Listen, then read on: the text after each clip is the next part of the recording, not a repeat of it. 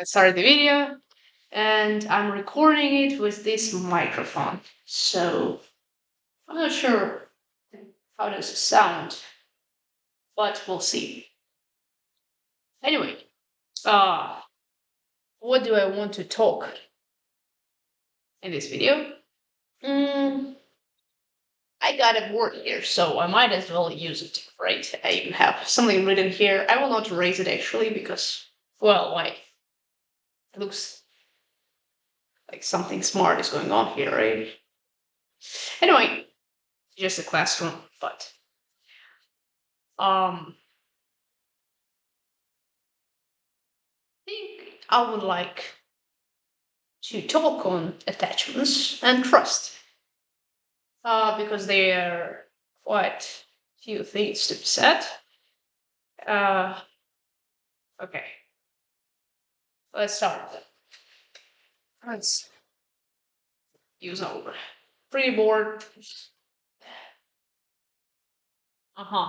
Trust. I think you see the opposite way. Not sure if it's convenient for you, but I just hope that you will understand because I'm not going to write it the opposite way. So trust, and I'll just write versus because why not? Attachment. Okay. So first, what is the difference? Let's figure out the definitions. Now, trust is an insurance, right? Everyone heard the Bible verse. It's an insurance you put in people, in things, in companies, right? Uh, it's an assurance that someone or something will act uh, within your interests or with the consideration of your interests, so that something or someone can be reliable for you. So, what is the difference? So, trust, as we said, is confidence or assurance in something, someone, someone. I'll just do this. Now, so it's confidence. What else can we say? We also can say, and this is a good way to look at it, that trust is, it's like I hear the background noise, and I think it goes because of the mic, so I'm going to lower it. Okay, so in other words, we can say that trust is a belief. It's a belief. Whatever. I'm not native, so I'll forgive myself. So trust is a belief. Um, a belief that, well, in someone, in something, that someone will intend your well-being, right? And attachment is different because it's not, because you don't evaluate with attachments, right? You don't wait to evaluate. You attach, um, even uh, before trusting. Well, some for adults, of course, it happens. It can happen, maybe uh, the opposite way. Maybe you rationally choose to trust someone, and then attachment comes after. But for infants, for example, they don't wait to evaluate. Should I trust or should I not? They just bond, and they have natural instincts for attachments. They um they reach for touch. They seek eye contact. They smile. They try to express their needs. So they try to bond because they need it, because it is a necessity. But it's later on. It comes. It comes. But first, we figured out that attachment is instinct. Instinct.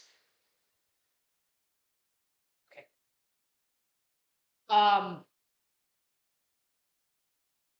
It's pre-conscious. Pre-conscious. I always have the problem with this word. Pre-conscious. I guess. Whatever. We'll just leave it like this. So, I actually need to.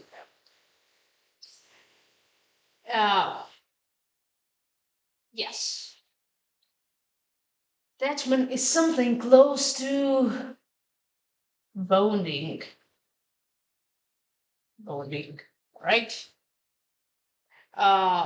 Attachment is therefore, as for example, with infants, attachment is a necessity. You don't, of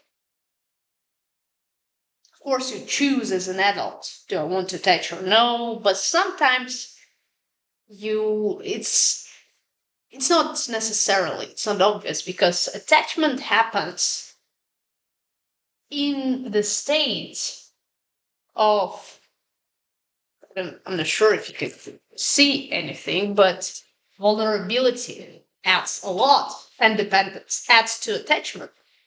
It necessitates the attachment. Attachment is a natural instinct. And not only for human beings, there were research done by, I'll need to look it up, but it was done on monkeys, right? And the monkeys chose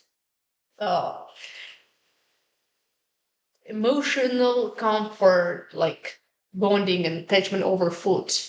So something like that, right? And so it's proved, or it also offered the confidence in that attachment is a primary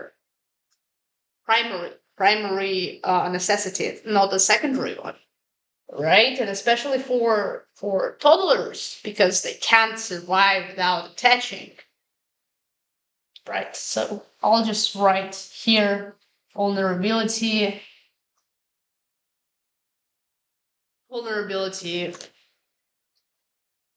and necessity.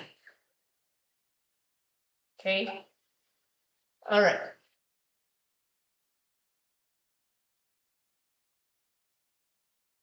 And I'll actually need to raise it because I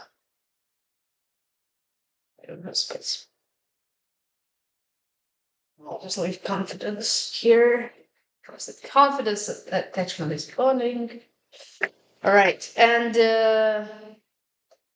so we'll also figure out that trust is necessary for us. That we need it, though we sometimes really want to think that we don't, but we're just foolish and naive. And we actually do need it. And the reason for it, see the red marker? It is because it's important. And the reason for it is because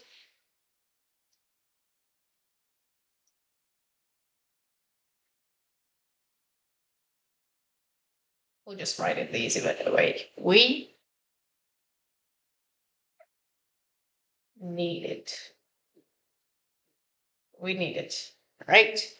Do you see it properly? I'm not sure. Okay. So we need it. All right. We need it. We need attachment. No, attachment, well, we need attachment because there is a reason why we have it, but we don't choose to even have it. Attachment is an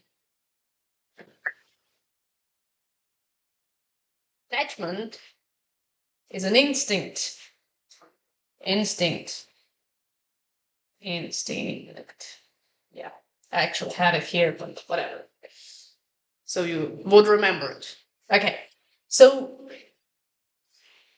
we don't choose it. We don't. Don't choose it in a way that um, we don't choose it in a way that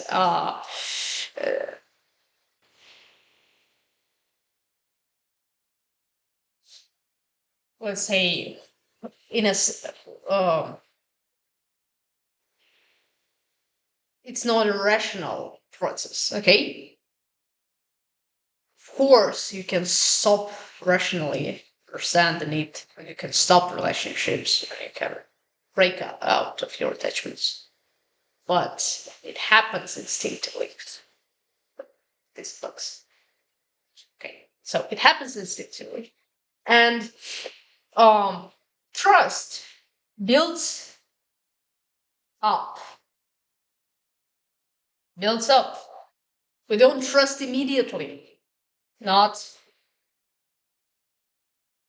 It's like not equal, but I just wrote it in a strange way. Okay, it's like okay, not equal.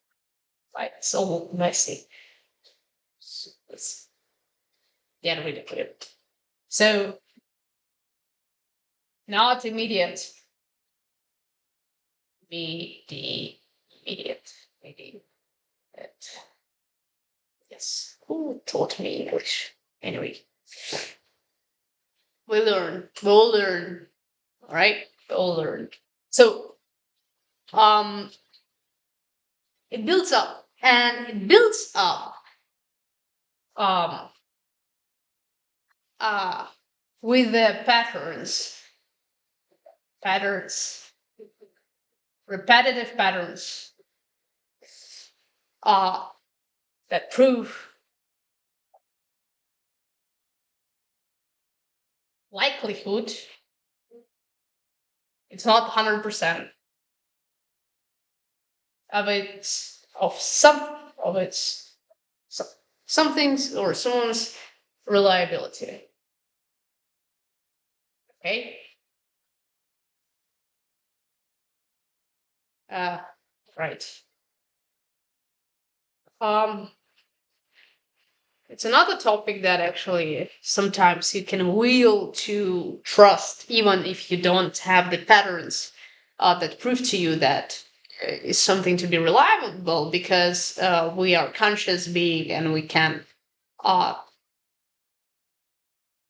uh, understand it rationally, the necessity and reason for it, and then to choose it, right? So we kind of can break up out of these instincts that can be helpful sometimes. And so, example for it could be the father who teaches his kid to drive, right? For the first time, say, and maybe for the second, it doesn't matter. And he's not confident that his kid will not break his car, maybe because he's with him a little bit, but not fully, and there's no evidence uh, that was suggested, but then father chooses to trust, right? He one can change or affect his feeling about it, and he can maybe accept that he puts confidence and start to believe in his son. Because by reason, he understands its necessity. If I don't trust my son, he will not learn. If I don't trust him with my car, maybe he has no other car to try. Something like that. So he understands the need for it. He understands the reason behind it. He can act out of his instinct, like will, right? And I like to talk about influence with a matter of trust. And you'll see why. Let's just erase everything because life is movement and we need to move along. Right. Okay. Right.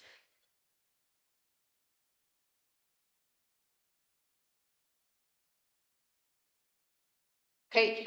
I'm gonna use black marker because I like new things. And why to talk about it? There are lots of things to unleash about trust, and lots of interesting topic to discuss. We already understood uh, what is trust. We gave definition to it. It's a belief. You also can say expectation, right, or confidence. Um,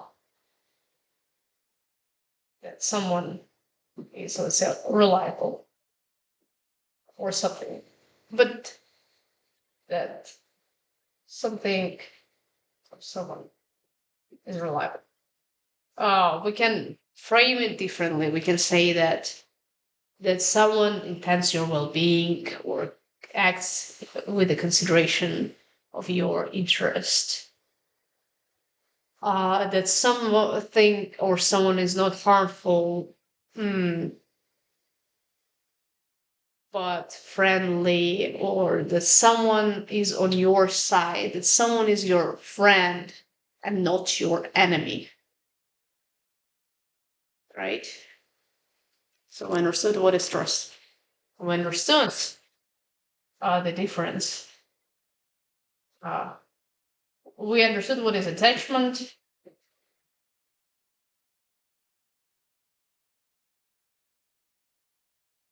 Instinctive. Let's see bonding.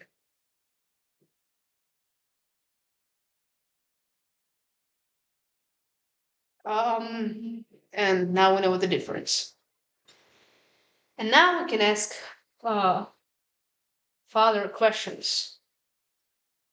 Uh, for example, this is really important question, an interesting one. It would be, why trust? We already, and of course, why attach? We already touched it, so we know that. Well, but that attachment is an instinct. We know that, but still, I want to. Uh, if something is natural, instinctive, it still doesn't describes or explains the reason. It is so it's important to also uh, talk about the actual reason of it, because a lot of people when they you tell like you're in discussion and you say, well, why is it this way, and they say this is natural, and they think that they have provided the explanation, but the explanation is not full because it's natural, it's instinctive, doesn't completely explain, well, why is it natural? It's not obvious why is it natural. Maybe you just said that it's right. It's natural. It's not an explanation in itself. It's kind of pointing out uh the maybe biological um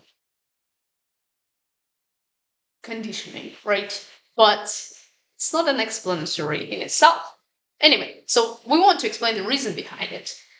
And let's start with attachment because it's kind of surface level. Trust is uh, strongly related with cognitive functions and rational choices. So, um, why attach? And again, we talk about babies, baby, baby, baby. So, baby has to attach, has to, has to, has to attach. Why baby has to attach? This is a good question. Baby has to attach. Again, highlighting it for you. Not sure if anyone can see it. It's so like mirrored, right? Anyway, I'll just hold. It's good for you to see me working. And it's good for me to work. So babies has to baby have baby have to attach. And the reason behind it, why? Because they are completely. I know everything is relative. Don't tell it to me. But they are really highly, almost, I would say it would be correct to say completely dependent. Okay. Completely dependent. Vulnerable and vulnerable. So dependency. Now, when I wrote it, I can erase it. So I'll write these big words. Okay? Dependency. And if I do mistakes, well, forgive me. It comes from how. Okay, not mistakes, but you understand. Dependency, vulnerability. Okay, vulnerability. So dependency and vulnerability creates. What does it create? What does it bring? Necessity. Necessity to attach. So this is now became more understandable to you, right? Okay, let's write it a little bit here because I need more space. Okay, wait. Okay, so I have more space. So because I don't want to erase it, this is important. Now, why? Why? Why what? So they have necessity to teach. Why do have the why? Okay, they are vulnerable, they are dependent, but let's go deeper. What happens if they don't attach? Well, if they don't attach, it's important. If they don't attach, they don't bond, they don't build. Oh, that's too much. That they don't build proximity. They don't build closeness. Right? And they need it. Why? There's the reason. Ensure care and safety. Okay? So proximity ensures care for infants and safety.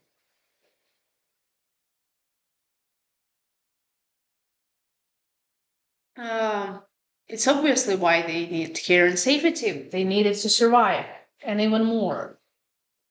They need it to survive, and thrive. They need to be built. All right. Now, oh my, it's so dirty now. So, and it's black. Um, what? So we have not yet answered what happens if they don't attach. This is very important. They don't attach.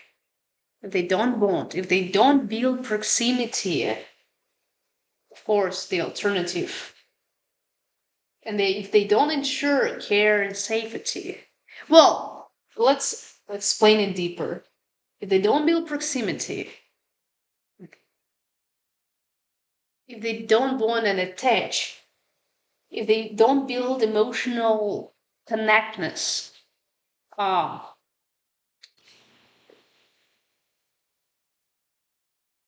it can happen for a few reasons. All right? It can happen for several reasons. Neglect, inconsistency of the caregivers,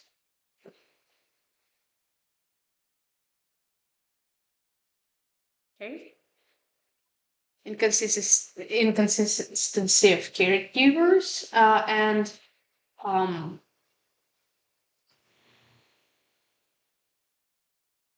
well, all other negative uh,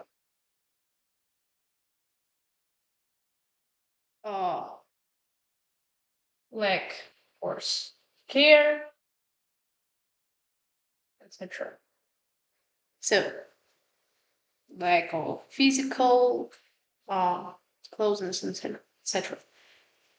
So all of that, neglect, inconsistency, um, stops. Because, well, here it's important to clarify. Um, so attachment is crucial. Initial, this is important. Initial default setting for infants is to bond and to attach. They cry, they smile, to build connection with caregiver, to give a clue of their needs. They reach for touch, they seek eye contact, they respond to voices. Hmm. So default is to touch. They vulnerable, they need to touch. They need care, right? Uh, but this happens. Neglect, inconsistency of caregivers, etc. Uh, maybe attachment will still stay because they need attachment. Maybe still attach. They attach. Well, they are dependent. They attach. They are dependent. But trust is broken. Attachment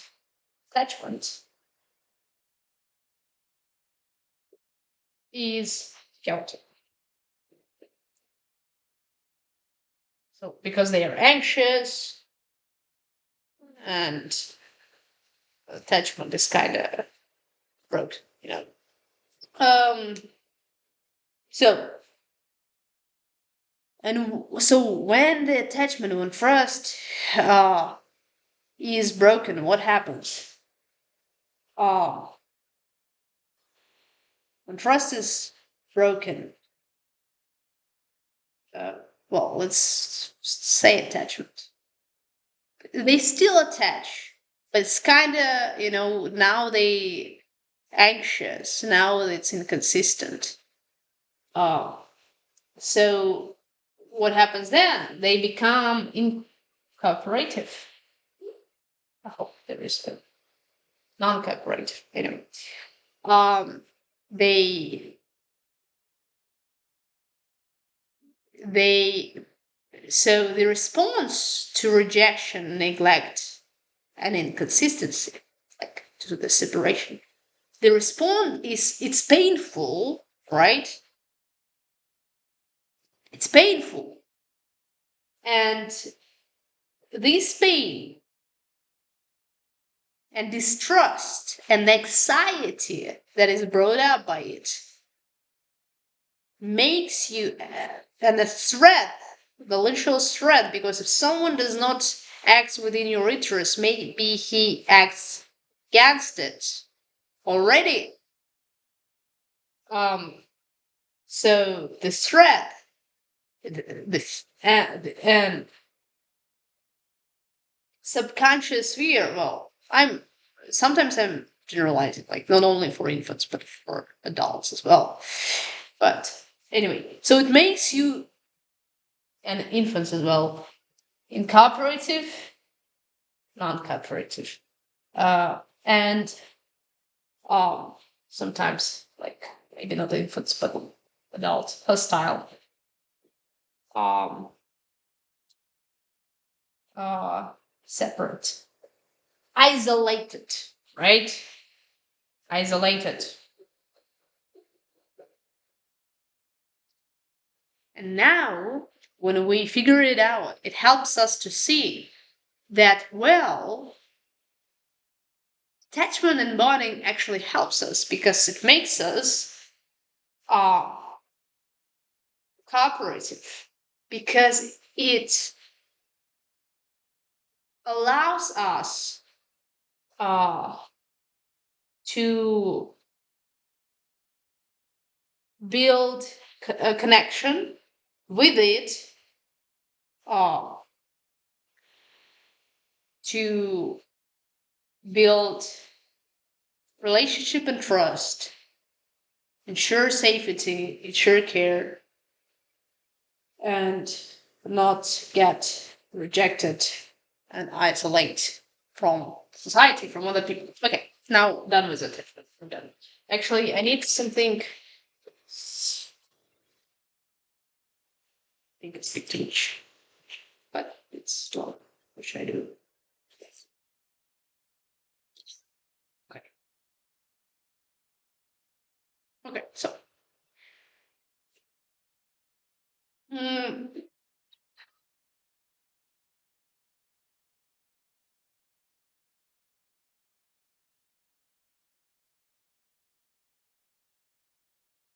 understood the attachment thing. Now, let's go to trust. Now, when infants attach, they already attach, even if they are neglected because they are dependent and vulnerable. If their attachment is responded with care and um, provided safety, if it's responded positively um, and continuously, then they form trust. Again, attachment. No, like this. Attachment leads to trust. If uh, it's uh, we can say favorable environment. Okay, so we figured out that attachment is initial reaction, but so is trust. So is trust. If attachment will not be broken and interrupted, infants will develop trust, right? Um, and so in favorable environment,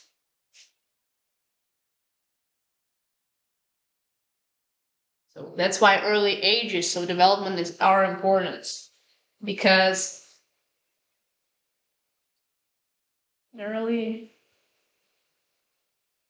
states. Okay. If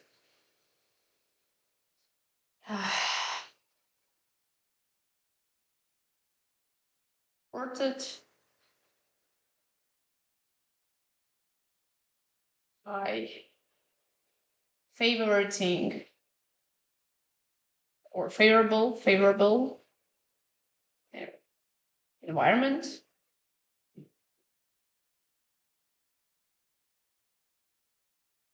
uh,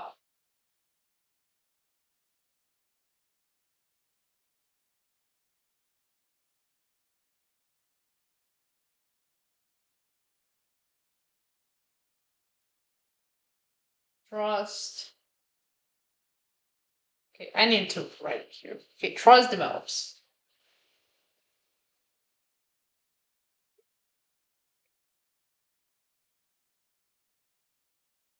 Something like that. Uh, and okay, now we're done with that. I'm done with board, and we can speak. We can move on, and now when we answered on these questions, why trust and why attach, I think we spoke more about attachment because dependency, vulnerability necessitates attachment. The alternative is isolation. Well, necessitates to attach to ensure care and safety. Um, when it's rejected or neglected, uh, results in broken attachment, broken bonding, chaotic bonding, and incorporation, anxiety, hostility, etc. Now, why trust? This is a deeper question, essentially. Now I think I want to talk more than try. Maybe I'm getting tired. Okay, just need my drink. That's why. So I talk so much. Um,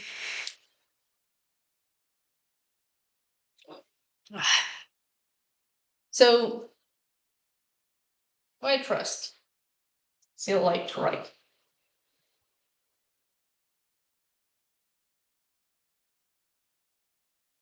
Hmm.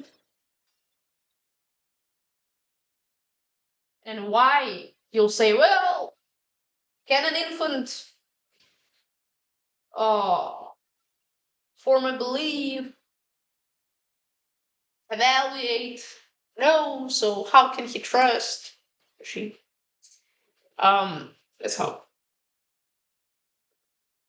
Um, Trust. He can put a confidence because also trust is a.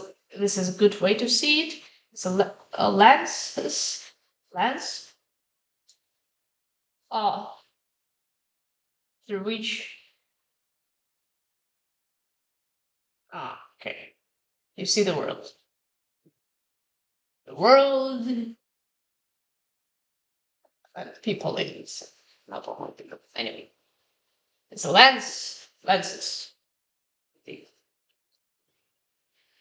Um, but it doesn't explain why to trust. Um,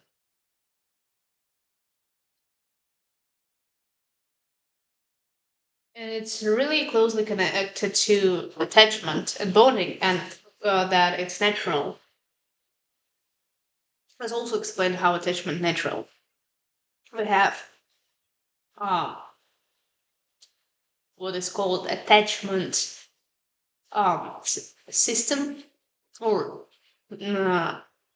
yeah, in behavioral psychology tools. So, for instance, we already mentioned smiling, etc. They have attachment tools that literally meant we have hormones, right? Oxytocin. Oxytocin. Is it how it is in English? Um. Okay. So, um, we have the response of nervous system when uh, we are socially rejected or neglected, and it's literally pain that is projected by uh, uh, the same origin that uh, is responsible for uh, physical pain. And so it's literally that we feel pain in a literal sense when we are rejected, when we can bond, and then anxiety.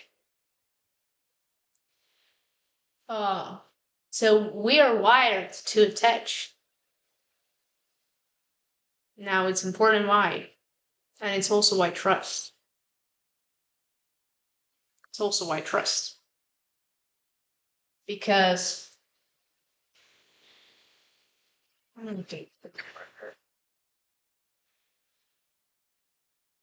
need it, right? We need it, and it's good. Yes, I want to write it, and I will explain it. It's good. Um, we need it because we are vulnerable and dependent. I don't want to write the same shit. Um, now,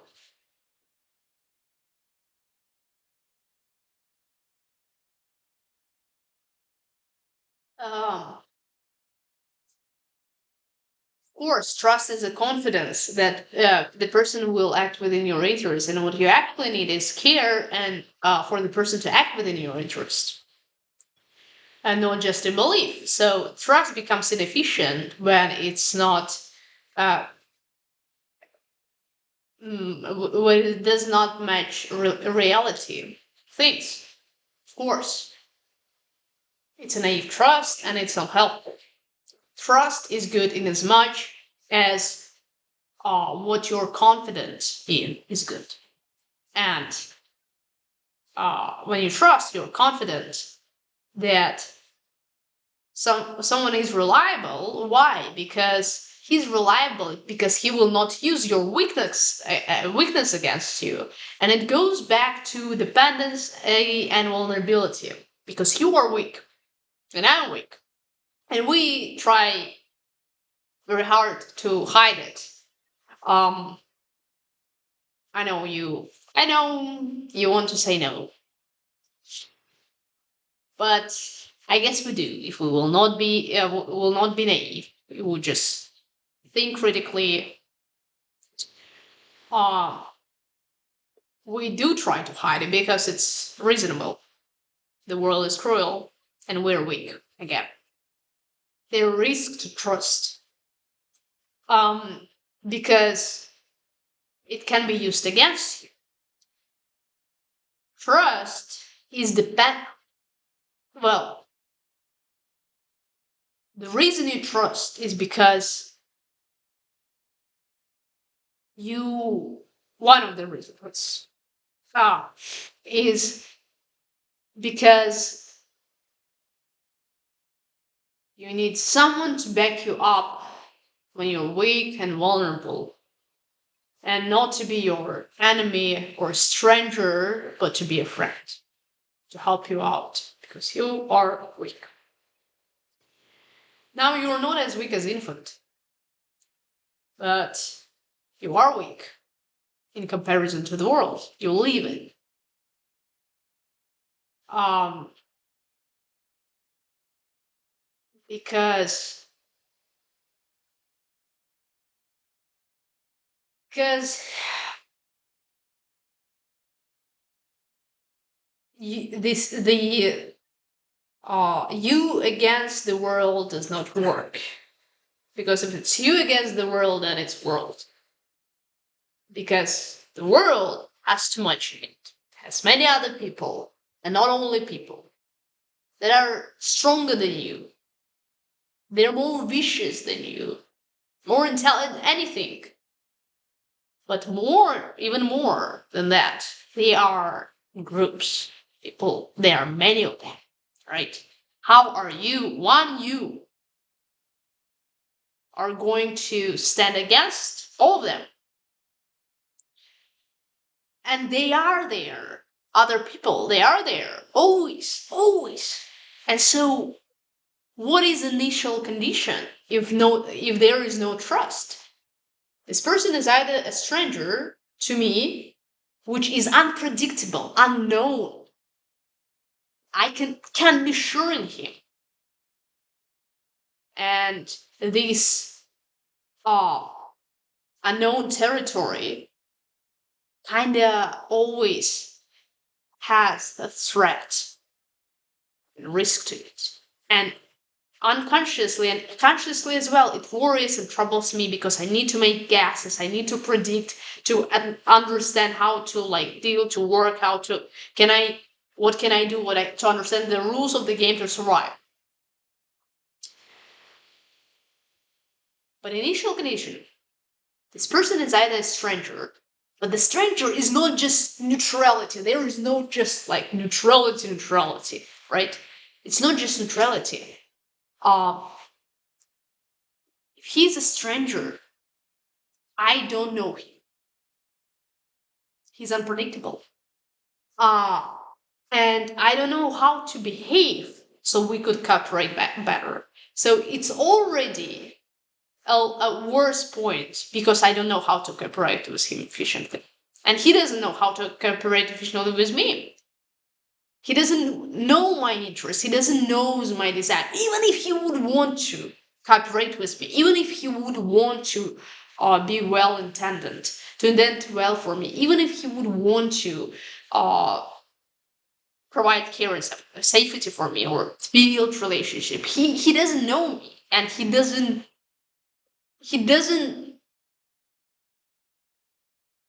know what exactly I need. He doesn't know my interests, desires, etc. Lots of things. Of course, he can get to know it, but then he would not be a stranger. So the stranger doesn't know you. So he can't, it's inefficient already, right? It's inefficient. And maybe I actually need it. I don't know. It makes sound better, but there's some background sound. Anyway, um, it's inefficient already. But then he can not only be a stranger, but also be your enemy. Stranger is already a potential enemy, first of all, because when you don't know something, someone, the initial reaction of your defense mechanism is alert system. So it already suspects it's to be a threat because it's the safest choice, right? But then he can be your enemy because maybe he's selfish. He has no regard for you, and he can use you as means to his own ends. Um, it's not only ineffective, it's harmful and damaging to you, and you don't want it because you're weak and vulnerable and you can die. All right. And it's also, well, it also disrupts your striving. It's not only to survive, but to strive as well. Uh, and it doesn't add to it in both ways, except this that we will discuss. Now, okay, we can't talk about why people trust without talking about why they distrust. We talk about why trust. We don't want people to be strangers. It's not good. We don't want them to be our enemies for sure. But why then distrust? Why distrust? If everything is so good, if it's good to have friends and no strangers, then why do we distrust? Are we just stupid or illogical? No. Now, still we know that's dangerous. So what is the reason? And the reason is, of course, common sense.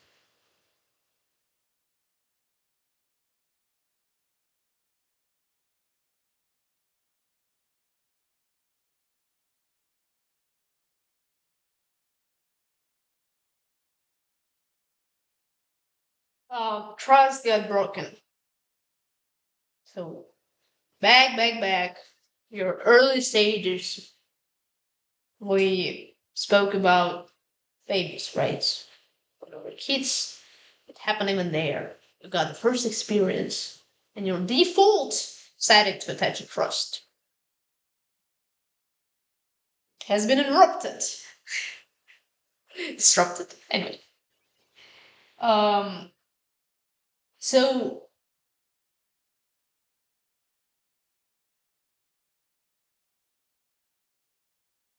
you need to adjust to it to understand what's going well.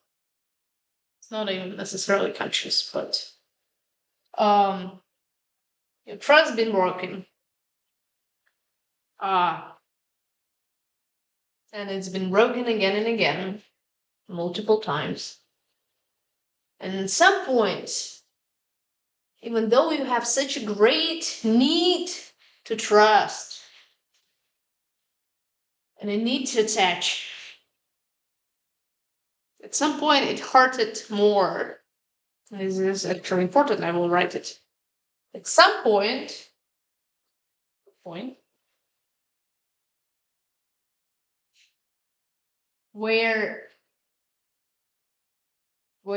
it was hurt more than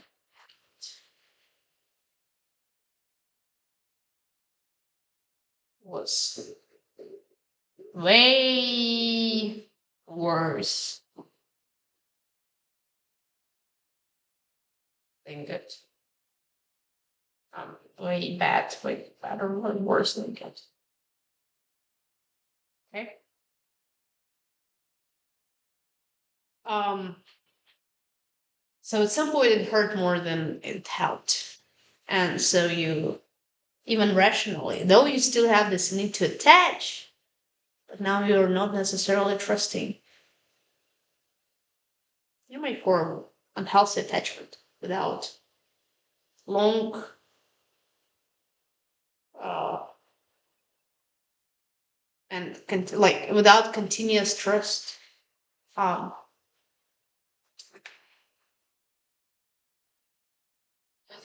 okay, so at some point it hurt more than it helped. And we already talked about the pain, how actually it's painful to be rejected and neglected, invalid. Um,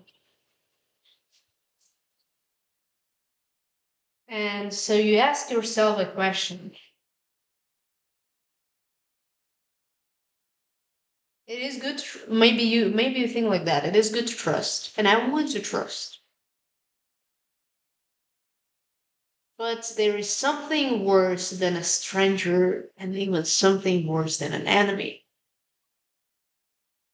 And it's a close friend who stabs you in the back.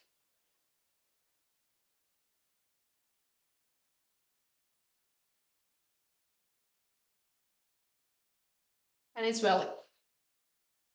It's valid to say that and to think like that. But let's proceed with these thoughts. And let's figure out, is it a reasonable alternative to distrust? And first, I don't want to be maximalist. I hope it's the same in English. Maximalist. Not maximalistic. To say like it's either that, always trust, always mistrust. Why? Because I don't want to be naive. That's how you write it, naive. I don't want to be naive. Now, why? Obviously, because the world we live in is cruel and it does not fit you. Even when something is harsh and bad, even when you don't want it, things happen, harsh things happen. It has its own nature, it has its own order that you're not in control fully. Winter is coming here. How many people die? But it's coming each year, different seasons, different seasons, and winter, and winter, and winter. Harsh things are the part of our lives, and the world is brutal. Now it has summer and spring as well, and not only winters, but it has winters in that. It's harsh periods, harsh realities. It's we need to face this and control. Well, let's continue. Naive. We don't want to be naive. We want to understand the reality we live in. And the reality we live in is the reality in which your trust can be used against you.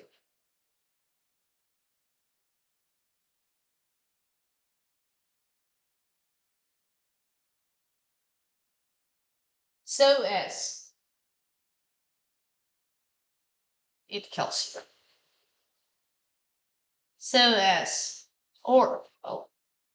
so as it hurts more than it benefits, more than helps. This is the world we live in. And this is one side of a coin. Reasonable one. You don't want to be naive. It's bad.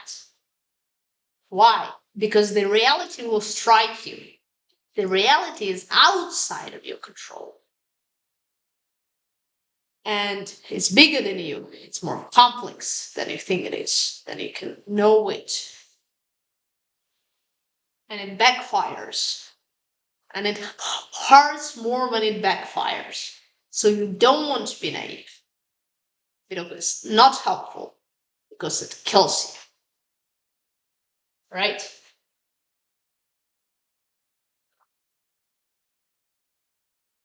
Same as when friend stabs you in the back. It kills you. Even if it's a stranger.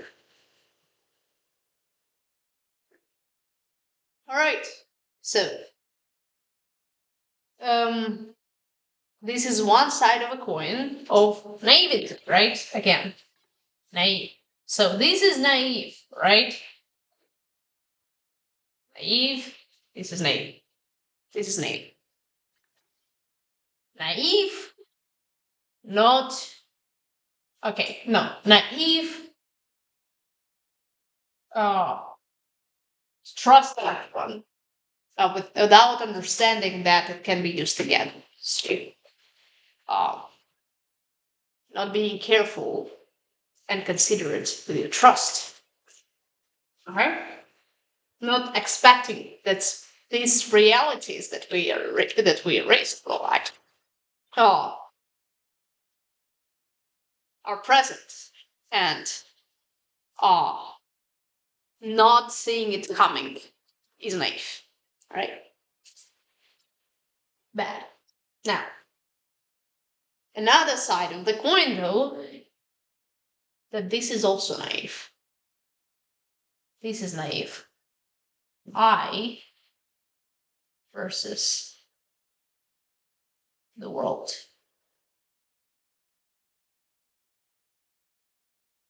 No one is to be trusted. No one to be trusted. The Logan, self sufficiency.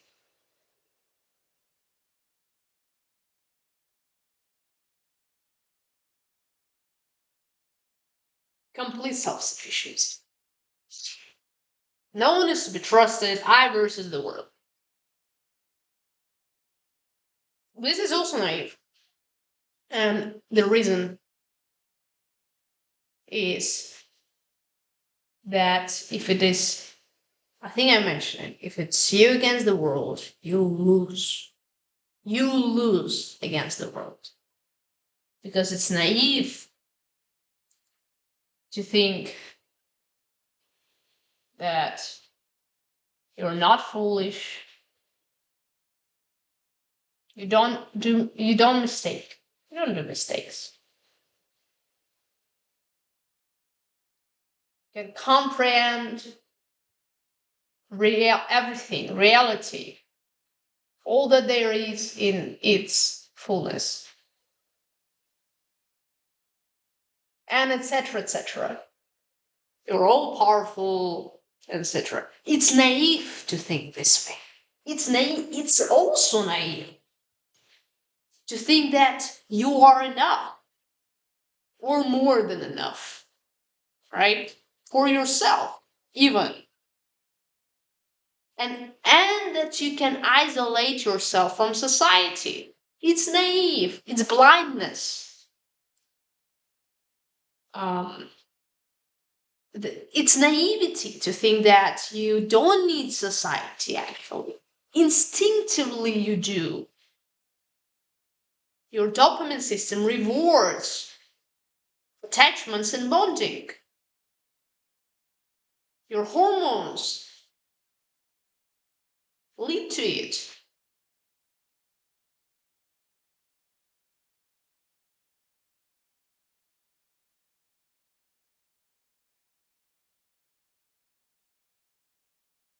So I versus the world doesn't work because you lose, world wins. You're limited to vulnerable, weak. Okay. No one. Did anyone knows to be trusted? No one. No one is to be trusted. No one is to be trusted.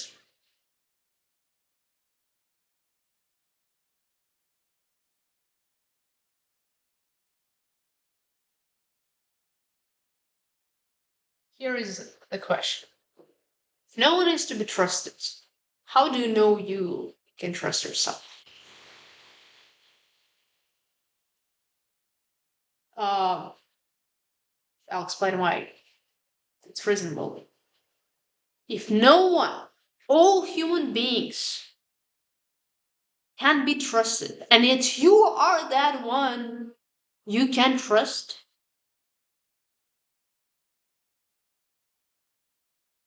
because the reasons why someone can be trusted is because all of that works for you as well.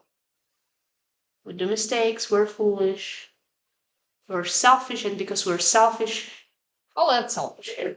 Because we're selfish, we're inconsiderate, and again we become limited to our narrowed self-perception. Well, we're limited to self-perception in any way, but when we are selfish, we are reduced to our own sensations and needs. We're inconsiderate other sensations and needs and and wants, etc. So selfishness is reducing and helpful because it doesn't provide you information about the world. Um, you can know people in as much if you can empathize and actually feel what they feel. When you can't do it, it's different sort of understanding. You can feel it yourself and emphasize, um, and then, or you just can imagine absolutely different sort of understanding. So selfishness is reductive, and all these other things as well. This is why no one is to be trusted. The question is, why are you to be trusted? If all of that, why you can trust others, works for you,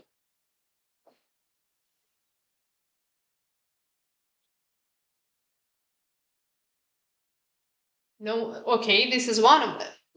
Questions. Now, no one needs to be trusted. Now, if you answer yourself, why are you to be trusted? Then you understand that, well, actually, I cannot fully trust myself because all this applies to me as well. Maybe you say, well, at least I act within my own interest. Others don't, but I got me. Reasonable, but you're still can comprehend all you need. And this is really a valid, another valid argument. This is an argument for the truth, for the objective nature of reality, for the truth and for reality. That's right, because I like this truth, right? But you can also like have in mind reality. So, and this is really related to what we've been discussing.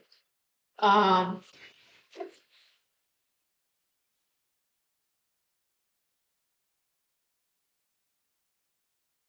um, now, Why are you to be trusted? And you say, if you answer, I got me. This contradicts with that truth. You don't know all the truth. The notion I got me doesn't work if you say, I need the truth.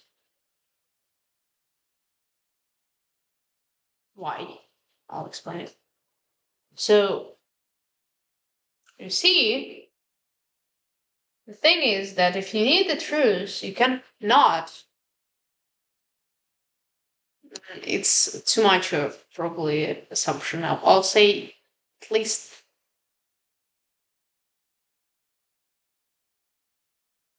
it's highly improbable uh, to be led to it without others. You need others, in other way, to know the truth. Need others for that. Why? Because when I got me, I is very limited. I is very limited. I know what I need. Who told it to you? You don't trust others, you trust yourself. And all these people who have the same nature as you somehow do all the wrong, but you are the only one who is doing right. This is also naive. So I got me, I is too reductional. So if you say, well, all these other people, they don't know what to do, logically you can assume if this all limitations applies to you, if they don't know what to do, you also don't know what to do. And you need truths to know what to do. And to be led to the truth, you also need others. And I explain why.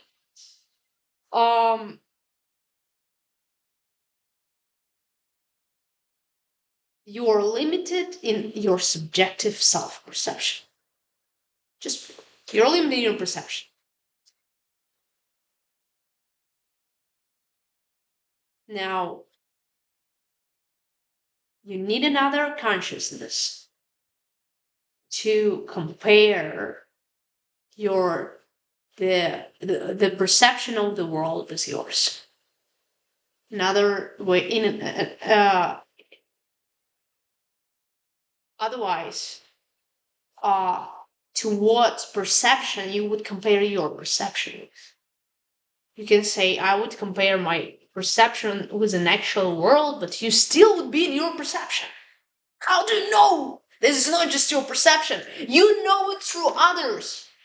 You know it through the truth. You know it through the truths of others, the way they see it.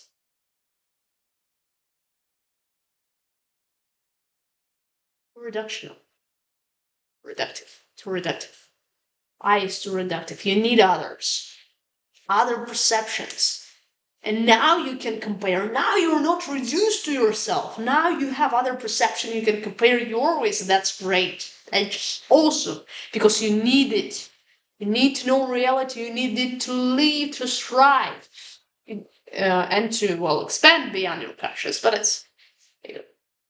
Okay, so no one is to be trusted leads us to why I'm to be trusted. Maybe I'm not in the same way that others, but let's figure out the truths that maybe can make us trustworthy for each other, maybe, or untrustworthy forever. I'm just kidding. Okay, so this no one is to be trusted doesn't work. You have to trust, or you can't trust yourself. And self-sufficiency. Now, self-sufficiency doesn't work. No self-sufficiency doesn't work. Why? Because it doesn't solve the problem. Because the needs that have to be met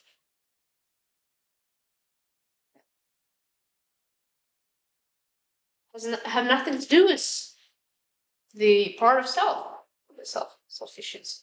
Self-sufficiency. You don't even want to be absolutely sufficient, actually. That's why I touch one. Okay, anyway. But also because it doesn't work because of all that previously mentioned reasons. Because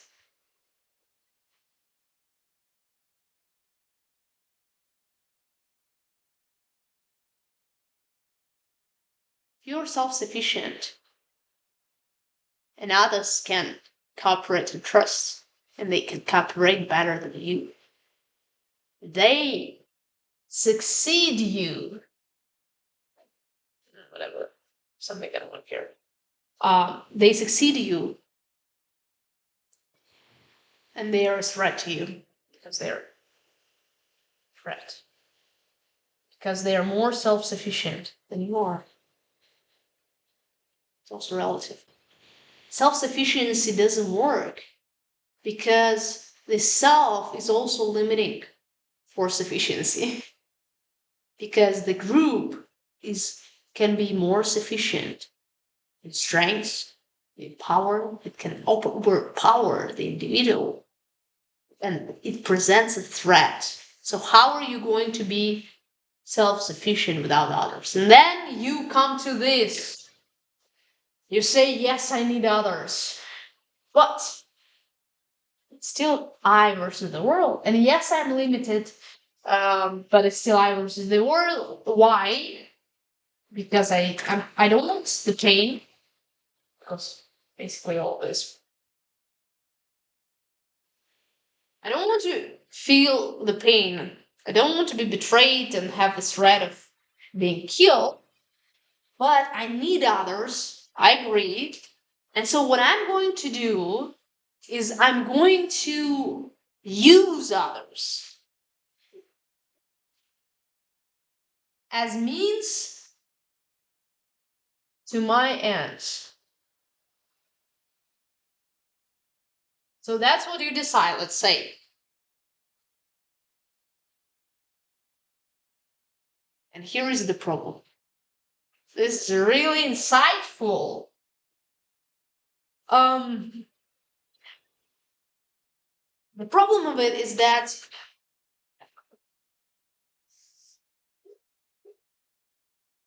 you use others initially because you're dependent. I need, right? As we figured out, that's why you use others. You have needs. They need to be satisfied and met, or you will die. You have more than that. You have desires. The word is big and cruel, and you need others to figure it out. Okay, so now what? The problem is that this is exactly dependency, actually. The reason why, in other words, the reason why you would need to use others as a means to your ends is the same reason why it's unhelpful to actually do it. So it's dependency. Um, here it's why. Yeah. So you want to cover your dependency. You do this to cover weakness. Weakness without the cost, without without commitment and commitment and trustful and relationships.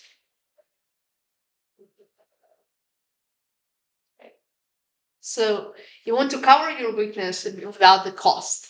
This is what important. Uh, but you're still dependent. That's why you do it. And this is inefficient because you are dependent.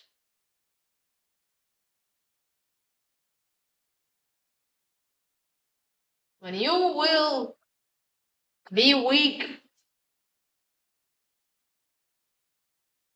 you are always you're weak. Just don't have high spread enough to at the moment. Uh, but you still have it always. Um, but when you will be dangerously weak, others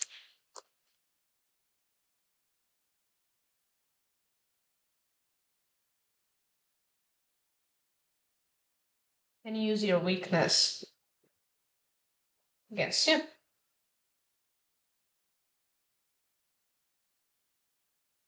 In other words, they can turn their backs on you.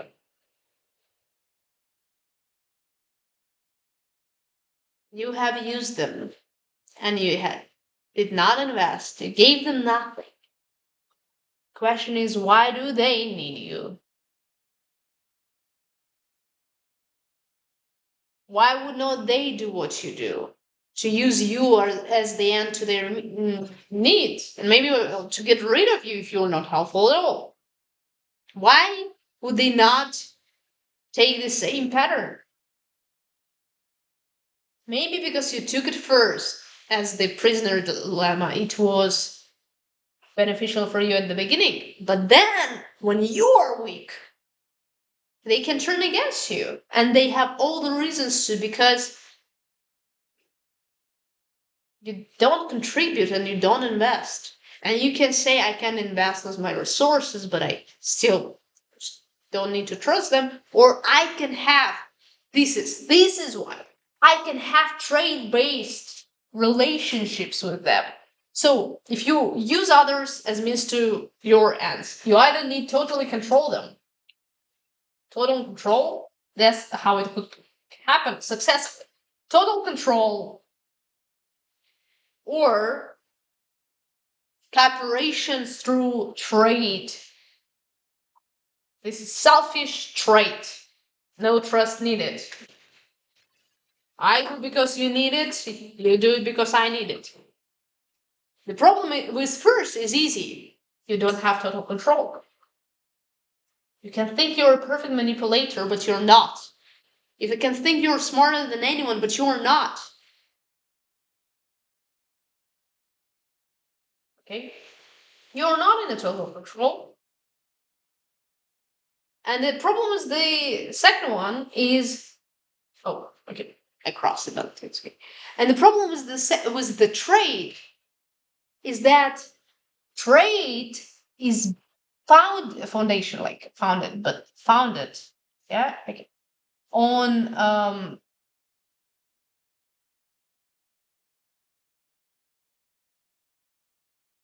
selfish benefit, selfish interest, self-interest. Adam Smith, right? Self-interest. Um, Trade is founded on self-interest.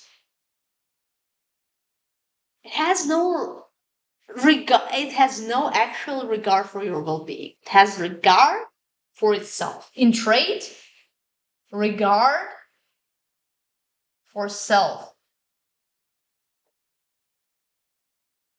regard for self, regard for self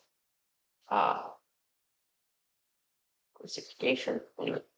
Um, regard for self.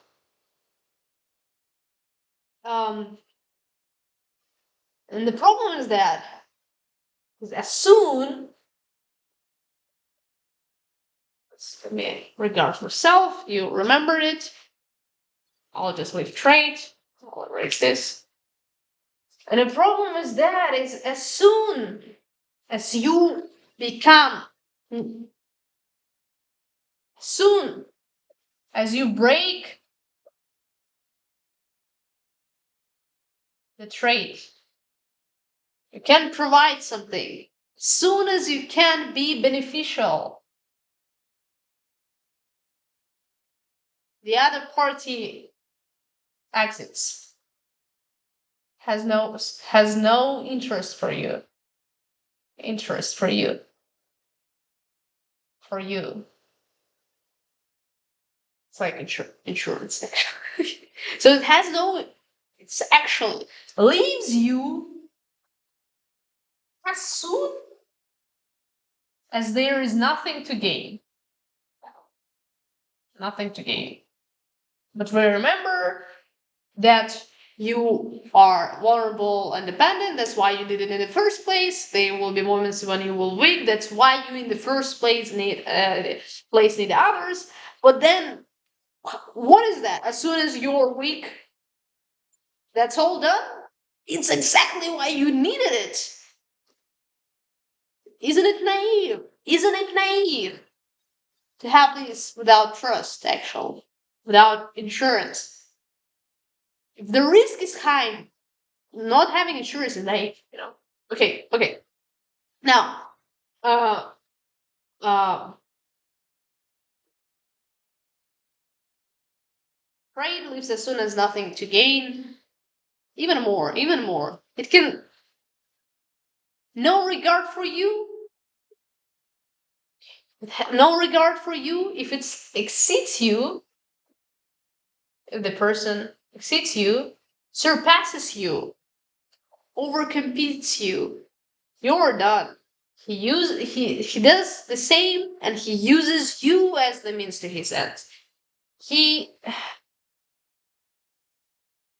If you can't provide, he can manipulate you. Manipulate you. Can't provide good enough benefit. Or even if you can provide a good benefit, he can manipulate and lie to you. There is no reason why he wouldn't. And now we can say we would manipulate and lie to each other, but as soon this is not helpful as well. First, you need truth, but as soon as you're weak, you mistake and you do that, because you're weak. So to bet that you are perfect is bad. Okay, it's not wise decision. It's naive to bet that you're perfect. It's naive to think you can control everything and manipulate so well, sophisticatedly, that nothing will go wrong. Even totalitarian systems fail to do that. And also, you need truth. It doesn't go together. It doesn't go. The totalitarian system operates on lies. That's why there's something others truth. Okay, anyway. So it's this we so this is also naive, right? This is also naive. Use others as ends to meet I against the world doesn't work. So what do you do to fight this naivety and to use trust that is actually so helpful in trust, why distrust? So we discussed why distrust, naivety, why trust. Let's also bring it up because I feel it's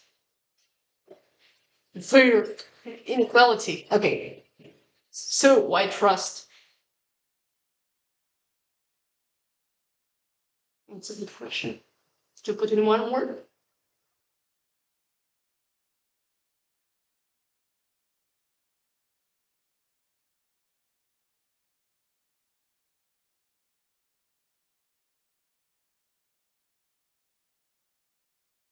Trust provides provides. And I will erase it because I just want to do it one word. Provides safety. Okay. Safety. But also, well, I cannot just put it on safety because you need it. You're biologically wired to bond. If attachment not disrupted and in early stages as well, you naturally trust. Hmm. It's hard to put it in one word. It's hard. But one of the reasons is safety still. Um, trust saves you from, uh, as we said, worries, gases, time waste. predicting all others. Okay, this is really important. Truth.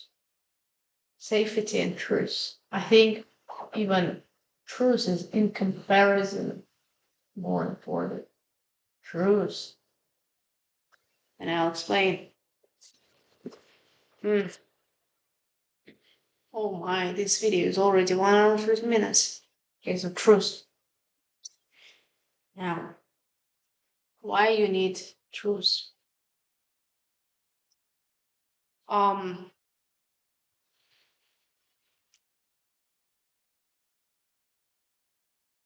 um,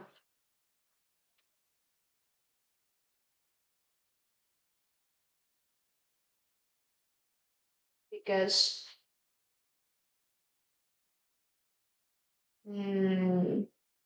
where can I put it?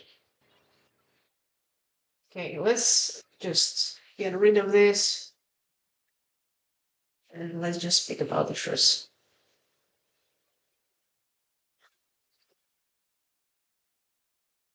Okay, I want blue marker, but it doesn't work good. We need to push it. Okay. Um, you need truth to live, to survive and strive. And but let's break it down deeper. Okay, survive and strive. It's big words. We need to figure out how exactly. Um, unknown.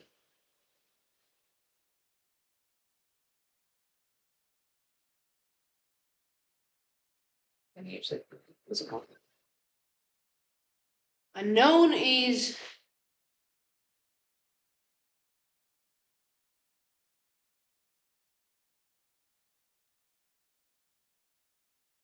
known territory or unknown is unhelpful.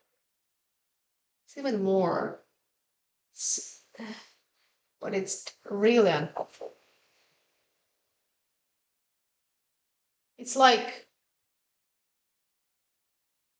you're wired to see, to operate in the world. So it's unhelpful to operate in reality. In reality. And it's under theory, the survive and strive.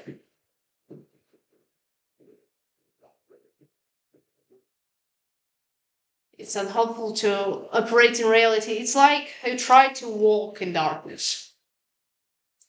You're wired biologically to see. It's much more helpful. Like someone sees good in the darkness. You see in the light better. You know, if you would be for a long time, so a lot of things, but naturally predisposed to see. Is it the right word? It's unhelpful. The unknown is deeply frustrating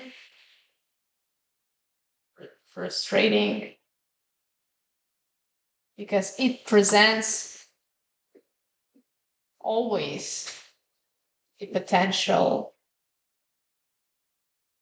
threat. You don't know it's good or bad, better think that it's bad. The safest choice.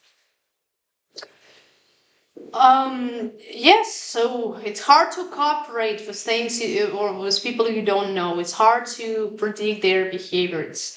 It's hard to always guess about everything, and you're too limited to do it. You need to trust. Um, you need to know. You need to know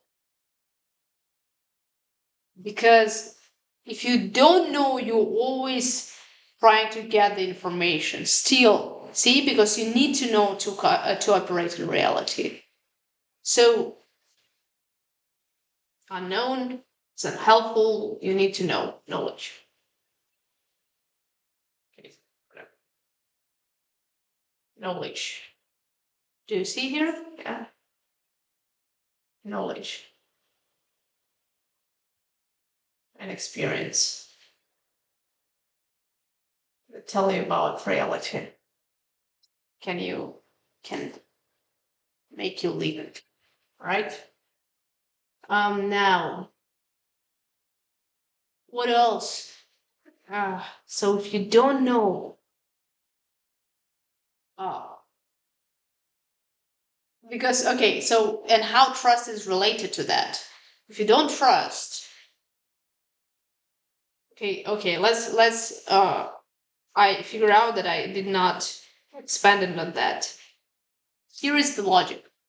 How is trust, that is just a confidence and belief, is actually related directly to what is that which you trust in. How? Because you can say, well, there is a difference to have companionship and to trust in your companion. And there is, but when you trust, you trust naturally if something has proved uh, to be reliable, right? So, but also trust is an invitation for reliability, reliance, okay? For genuine, sincere, and truthful relationships. Because if you are so self-centered to not risk it, why would the other side risk it? Why would the other side not to be that selfish? So, um, what would people do? That those who is ready to risk more would invite the other side, because it is risky if we're not being naive. But it's also risky not to trust, as we mentioned. And we now expand more. Because when you trust, you invite people for sincerely reciprocate relationship.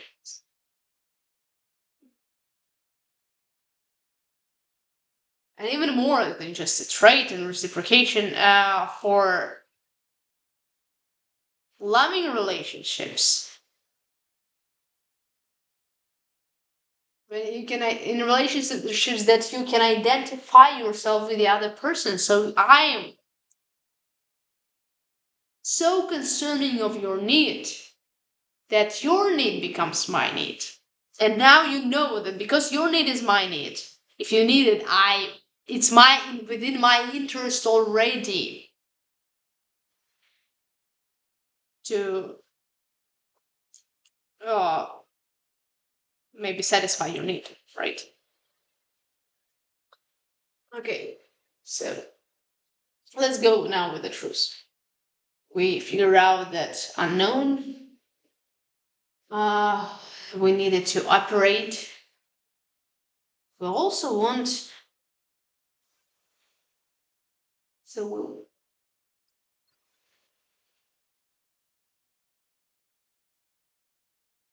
we want,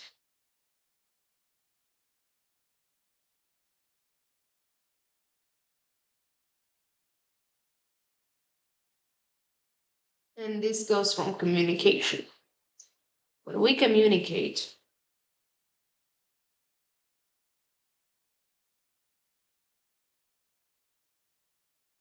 with others, we can either share the truth about reality as we see it, or we can fracture the truth and lie. Now it's not helpful to fracture the truth. Why? Because it's stagnation. Totalitarian systems have proved it. Lies are stagnate because they build on each other, and you can operate with lies effectively. You can operate with truth. So lies cannot actually develop you. When you lie to others, you don't receive the response to the truth, and you can't um, know it. And so it's not only unknown, but it's also limitations. Maybe my categorizations are not that good, but anyway, limitation. It's limiting. It's really, really limiting. It's not, and again, it's not helpful. It doesn't help you to survive, doesn't help you to strive. Um,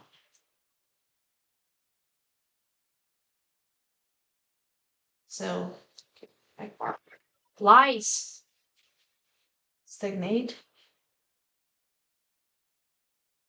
You need truths to develop. Need truths to develop. You need to work with what is real. With real. You need to identify what is real. And to identify what is the real, you need others. Identify. We already talked about it. What is real? About perception. Already talk about perception. And you need others for that to exceed your limitation. But also, so you can lie others, and but you will never get a response to the things you hold, to your perception, to your views, to the problems as you see them. You will never get a response, and you can if you don't get response and feedback. You can work with it because you don't have other perception. You can only work with what you have. You don't get to know the objective truth. You only limit it to the self perception. No other conscious mind. Only yours, only your perception on reality. How do you know it? You can't escape. Okay. Um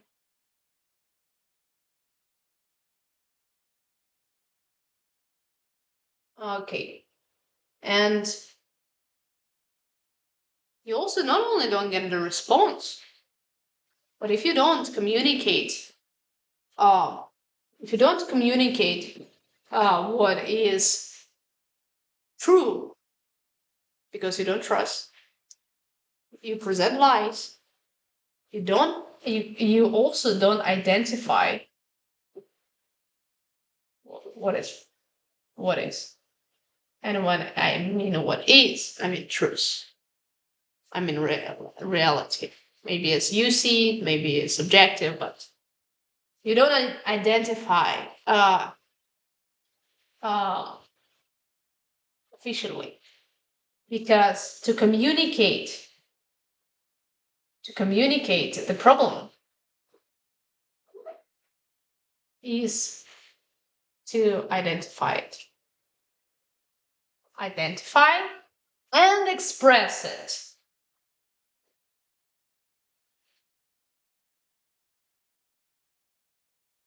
And express it in such a way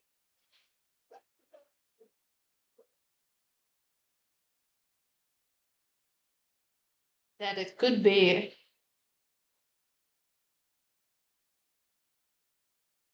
understood.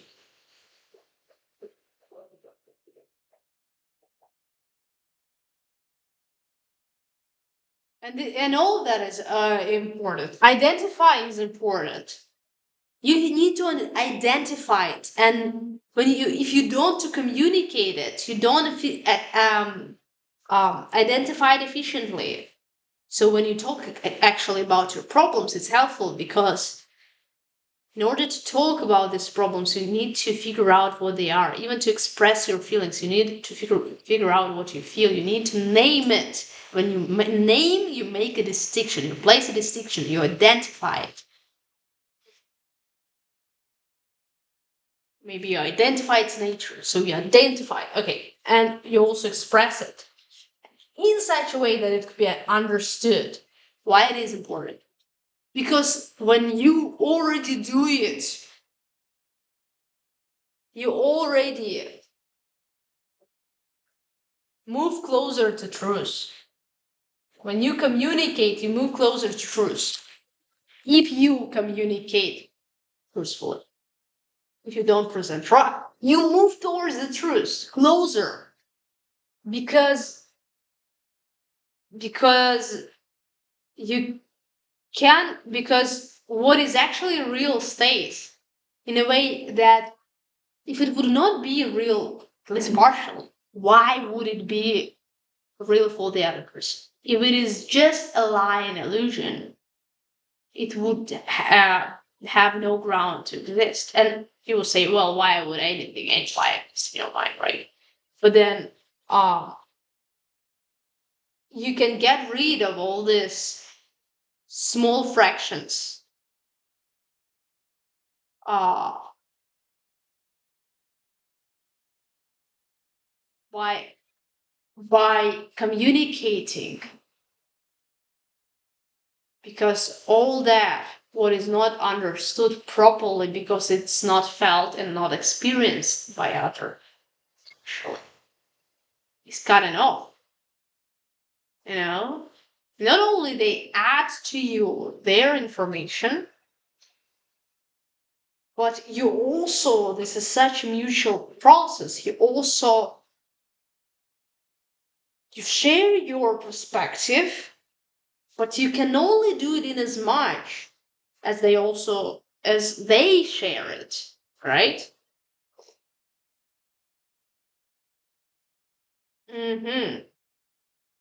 So you identify what is real, you and then with other people you communally you and collectively identify it more and more what is real for the greatest amount. And if it's real for everyone, how is it not real? And why?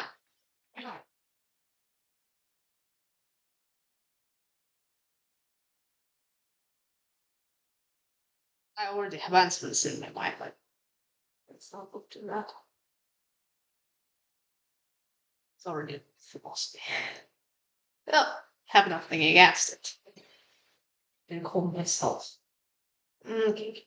So we are talking about that. How truth helps you to operate in. Well, the truth here in reality, but you also needed to operate better and better in it. This irony. Uh, okay. For that, you need trust. You need to say truthfully to others. Ah, the truth you see. All right. You present truthfully your feelings because then you can work with it. Because then you can actually develop and exceed your own perception. Because then you can compare your subjective with the subjective of others and move perhaps closer to objectivity. If you do it truthfully, then definitely there will be much less obstacles on the way. Um, we have answered lots of questions. We have learned why is it important to trust and why do we trust and why do we distrust. And we talk about naivety. We talk about the safety and truth.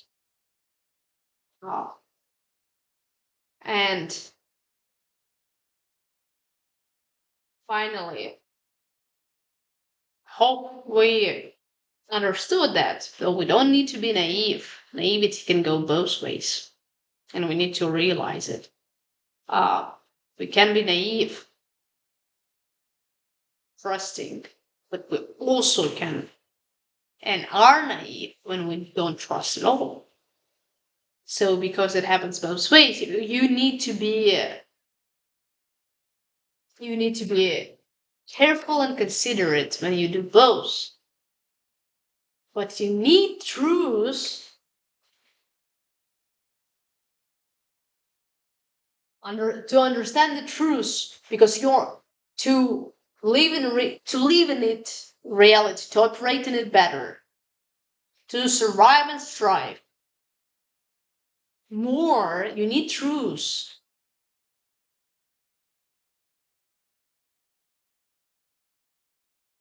Than to escape the uh, pain, suffering. Of course, this can lead to it, but it's another topic. And then you need more than to escape that. So if you say, okay, if I trust, someone kills me, in a final analysis, because this can provide you with an answer to this, to death and to pain and what to do with it, and if there is solution to it, you can address it. Will be truthful, because lies stagnate, and we lie when we don't trust. We lie when we are selfish. Um, so yeah, we, though we don't want to be naive in both ways, we especially don't want to be naive, not trusting. Because when we don't trust, this happens badly, right? When we don't trust, we don't want to be sincere and truthful. Of course, because it can hurt us, etc. And I don't mean that you always should be truthful. But in final analysis, truth is much more needed, outweighs the danger uh, of pain and death. Sounds how and why, but because the potential of truth is way high, is potential to solve it and to address the problems of pain and death. Um, but trust and distrust needs to be considered, and maybe I will leave intro to another topic, how you do it, when are you being trustful and when you distrust. So it would be with consideration. So it would be reasonable. How do you do it? How do you know when to trust and when not to? By reason. Maybe this will be an intro to uh, next video. And thank you for watching if you have watched till the end this video. And I truly hope that this was helpful to you. And if so, then I'll see you in the next video.